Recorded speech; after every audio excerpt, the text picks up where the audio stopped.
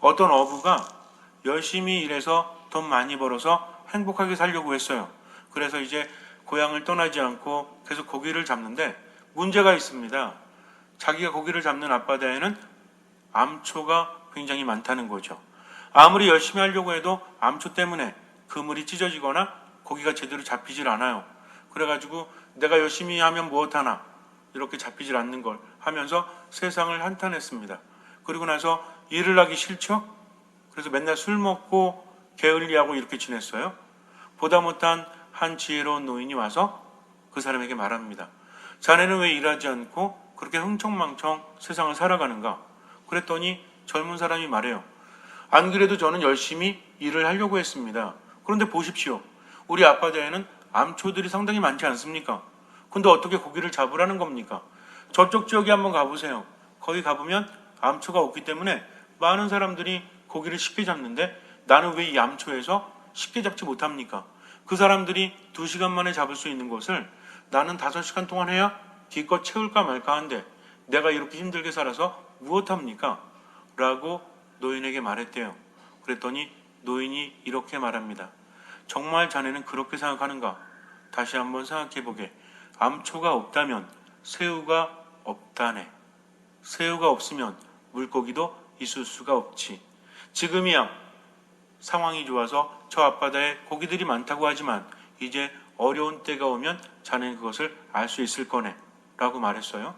이 사람이 듣고 보니까 조금은 이해가 되긴 돼요. 왜냐하면 암초가 없으면 새우가 살 수 없으니까, 또 새우가 없으면 고기들이 없으니까. 그런데 어쨌든 알긴 아는데 저쪽에는 암초가 별로 없어도 고기들이 있거든요. 하지만 또 어떻게 생각해보면 이렇게 계속 흥청망청 살다가는 살 길이 없거든요. 그래서 노인의 말씀이 맞는 것 같긴 해서 그래서 다시 한번 그 다음 날부터 열심히 일을 하기 시작합니다. 그의 가을쯤에 이제 풍랑이 일고 해일이 몰아칩니다. 그래서 바다가 난리가 났어요. 사람들이 허우적거리고 또 사람들이 고통에 신음합니다. 그런데 그 많던 고기들이 모두 사라지고 말았습니다. 고기를 잡을 수가 없었대요. 그래서 앞바다에 살던 사람들, 이웃 마을에 살던 사람들은 고기를 잡을 수 없어서 모두 힘들어했다고 합니다. 근데 이 사람은 매일 비슷한 양의 고기를 계속 잡고 있었어요. 그리고 또 예전과는 다르게 조금씩 연구를 했습니다. 옛날에는 그냥 그물 가는 대로 그물 찢어지면 버리고 또 이렇게 했죠.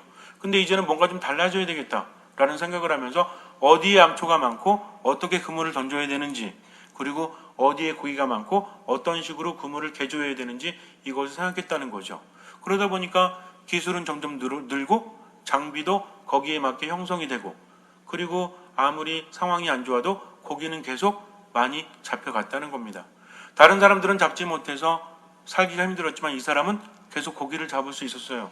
그때서야 이 사람은 깨닫게 됩니다.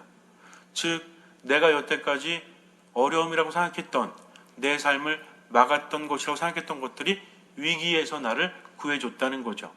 어떻게 본다면 암초가 있다는 것은 상당히 힘든 상황이죠. 그러나 그것을 어려움이라고 판단하지 않고 조금 열심히 하면서 적응해 갔더니 어때요? 남들이 힘들 때 자신은 힘들지 않아도 되었다는 겁니다. 인생이라는 것은 고통을 피해갈 수 없어요. 하지만 중요한 것은 많은 사람들이 고통을 탓할 때 어떤 사람들은 그 고통을 걸림돌이 아니라 뭘로 만들어요? 디딤돌로 만든다는 거죠. 우리가 세상을 살아가면서 반드시 어려움은 있습니다. 여러분들 가정에 어려움이 없는 가정이 어디 있습니까? 우리가 볼 때는 참으로 편안하고 행복한 가정이라고 여기지만 그 안에 들어가면 고통은 반드시 있다는 거죠. 수많은 사람들이 그랬어요. 그러나 성공한 사람들을 보면 고통이라는 것을 걸림돌이 아니라 디딤돌로 만들었다는 거죠. 우리가 가만히 보면 가끔 그런 말 나오죠.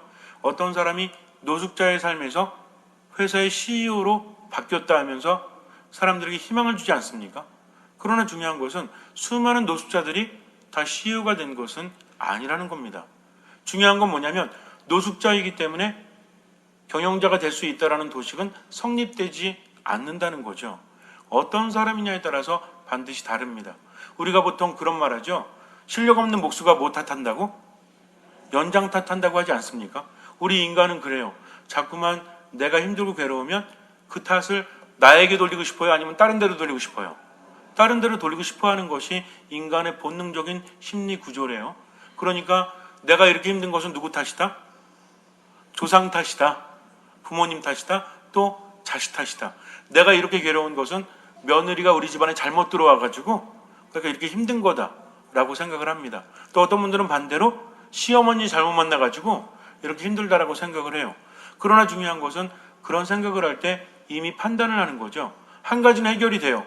내가 왜 힘든지에 대한 답은 구했어요, 안 구했어요? 구했죠. 이게 맞다 틀리다가 아니라 내가 이렇게 힘든 것은 누구 탓이다라고 원인은 알았죠. 그러나 상황은 변합니까? 상황은 변하지 않아요.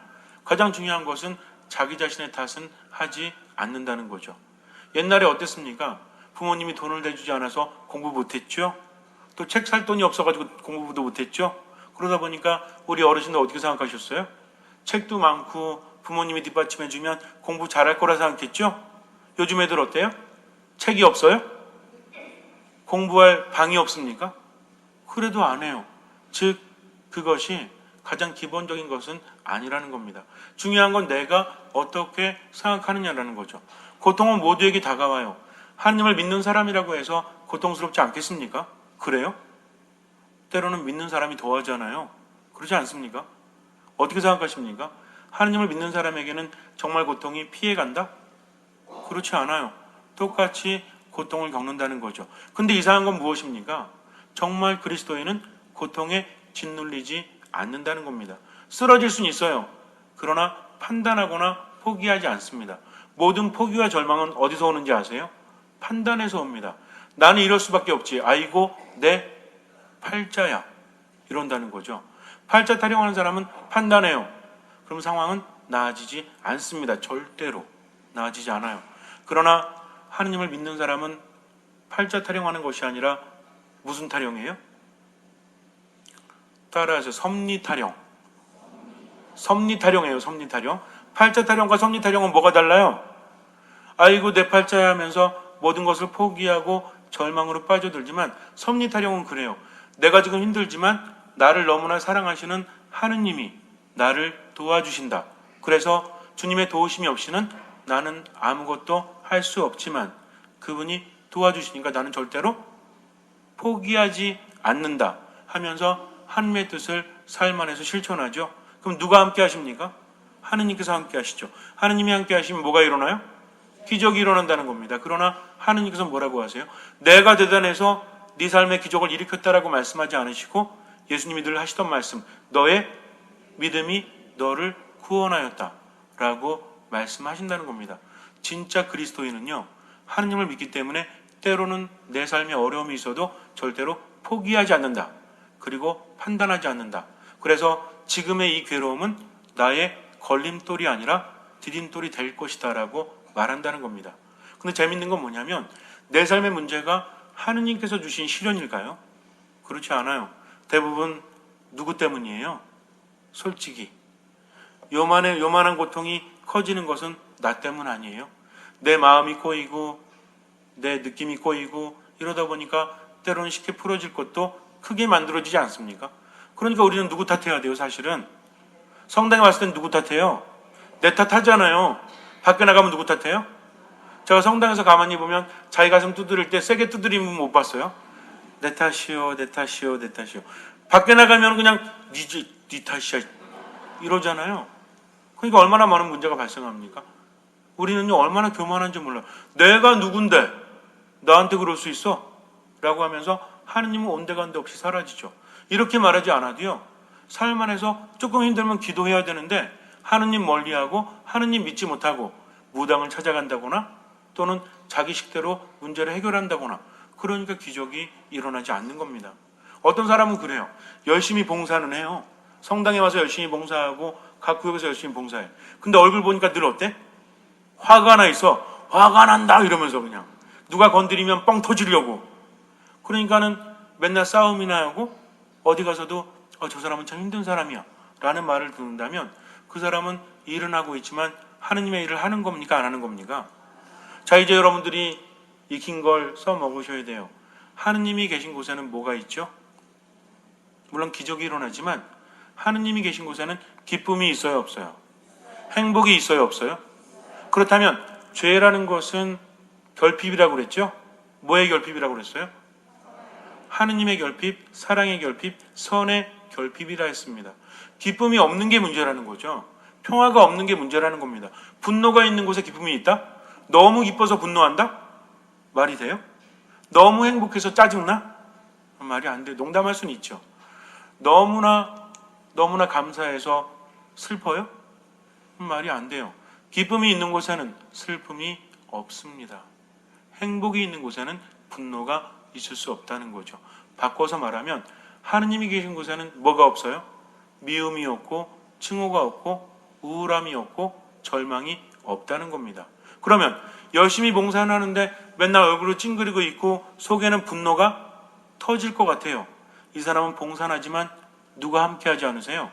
하느님께서 함께하지 않으신다는 겁니다. 가만히 보니까 뭐가 문제예요? 하느님의 뜻을 새기려고 하지도 않아요. 그 뜻을 실천하려고도 하지 않기 때문입니다. 정말 중요한 건요, 봉사하는 것도 중요하지만 더욱더 중요한 것은 그분의 뜻이 무엇인지를 삶 안에서 자꾸만 발견하려고 하고 이 뜻을 실천하려고 하면 하루 이틀은 몰라요. 그런데 3일 지나고 4일 지나고 5일 지나고 한 달, 두 달, 1년이 지나면 어느샌가 하느님 안에 머무는 나를 발견하게 됩니다. 그분이 나를 치유해 주시죠. 이런 사람은요, 하느님 탓하지 않아요. 어떤 어려움이 있어도 힘들지만 주님께서 나를 도와주시겠지 하면서 온전히 맡기니까 삶이 신나죠. 그렇지 않아요? 진짜 문제는 뭔지 아십니까? 요만큼 고통은 요만큼인데 나는 얼마큼 절망해요? 이만큼 절망하죠. 원래 나라는 존재는 그 고통을 이겨낼 수 있어요. 근데 스스로 아파하고 힘들어하고 괴로워하면서 하느님을 믿지 못하니까 요만한 고통에도 쓰러지고 만다는 겁니다. 이게 문제라는 거죠. 그러나 어떤 사람들은 하느님 안에 온전히 맡기고 지금의 최선을 다해요. 걱정하면서 에너지 낭비하죠. 슬퍼하면서 에너지 낭비하죠. 불평하면서 에너지 낭비하죠. 그렇지 않습니까? 많이 힘들어하고 슬퍼하고 괴로워하고 불평하면 몸이 힘들어요, 안 힘들어요? 힘들죠. 마음은 힘들어요, 안 힘들어요? 힘듭니다. 그러니까 뭐가 안 남아요? 에너지가 안 남죠. 그러니까는 그 걸림돌을 넘어서지 못하고 걸려 넘어지는 거죠. 근데 하느님 믿는 사람은 걱정하지 말자. 단지 최선을 다하자 하면서 기도하면서 최선을 다하니까 에너지가 모입니까, 안 모입니까? 모이죠. 에너지가 모이면 하느님의 에너지가 더해지죠. 주님 모실 때 얼마나 흐뭇하시겠어요? 그래, 나를 믿고 따라오니까 너의 믿음이 너를 살린다 라고 하시면서 우리를 도와주신다는 거죠. 그렇지 않은 사람들은요, 하느님은 나를 힘들게 해. 그분은 나를 괴롭게 해. 하느님은요, 우리에게 시련을 주시는 분이 아니에요. 그러나 우리에게 주어진 시련을 충분히 이겨내면 그분은 우리에게 많은 보상을 주신다는 겁니다. 오늘 야고보 사도가 그렇게 이야기하고 있죠. 그러나 하느님 절대 뭐 하시는 분이 아니다? 유혹하는 분이 아니다. 유혹은 누가 한다? 사탄이 한다. 그리고 유혹은 뭐 때문에 생긴다? 나의 욕구 때문에 생긴다라고 말하고 있습니다. 사탄은요, 창조하지 못한다고 그랬어요. 그러면 내 안에 있는 욕구를 이용하죠. 어떤 욕구? 좋은 욕구? 나쁜 욕구죠. 미움, 증오, 시기, 질투, 실망, 이런 것들이 있으면 사탄은 크게 부풀리죠. 그러면서 그 사람은 정작 하느님을 탓하면서 망가져 갑니다. 어디로 갑니까? 죽음으로 간대죠. 죄가 어떻게 된다고 그랬어요? 뭐라고 나왔습니까? 사람은 저마다 자기 욕망에 사로잡혀 꼬임에 넘어가는 바람에 유혹을 받는 것입니다. 그리고 욕망은 잉태하여 뭐를 낳죠? 죄를 낳고 죄가 다 자라면 죽음을 낳습니다. 자, 여러분들한테 뭐라고 그랬어요? 죄의 결과는 뭐라 했습니까? 죽음이라 했잖아요. 믿지 못하니까 죽음으로 가는 겁니다. 하나만 익혀두시면 나머지 성경이 이해하기가 쉬워져요. 근데 익혀두지 않으면 우리 삶도 헷갈리고 성경도 헷갈립니다. 잠시 눈을 감으세요. 어떤 상황이 와도 포기하지 마세요. 미워하지 마십시오. 증오하지 마십시오. 오로지 사랑하십시오. 힘들죠? 그러나 주님의 도우심이 있기 때문에 우린 그렇게 할 수 있습니다. 절대로 판단하지 마세요. 기억하십시오. 판단부터 불신앙은 시작됩니다. 하느님께 희망을 걸기 때문에 판단하지 않고 최선을 다합니다. 야, 그래가지고 나아지겠니? 그래가지고 네 삶이 괜찮아질 거야? 라고 누가 말한다고 할지라도 나를 사랑하시는 하느님께 모든 희망을 걸고 열심히 기도하면서 말씀 안에서 미사 안에서 살아가십시오. 주님께서는 그 믿음을 보시고 우리 삶에 놀라운 기적을 일으켜 주실 것입니다. 아멘.